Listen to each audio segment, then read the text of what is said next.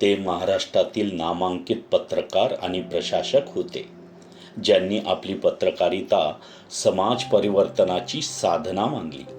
त्यांच्या कारकिर्दीत त्यांनी सामाजिक प्रश्नांवर धारदार लेखन केले आणि अनेक प्रशासकीय निर्णयांमधील पारदर्शकता व जनतेचे हित यांचा सातत्याने आग्रह धरला.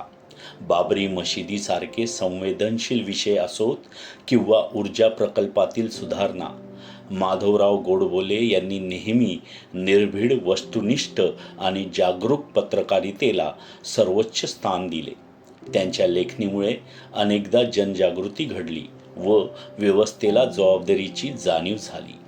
त्यांच्या उल्लेखनीय कार्याबद्दल त्यांना बाळशास्त्री जांभेकर पुरस्कार, लोकमान्य टिळक जीवनगौरव पुरस्कार तसेच विविध श्रेष्ठ लेखक व प्रशासकीय योगदानाचे पुरस्कार प्राप्त झाले आहेत. त्यांच्या कार्यामुळे पत्रकारिता क्षेत्रात मूल्यप्रधानता, सामाजिक भान आणि लोकशाहीच्या रक्षणाचा संदेश मिळतो.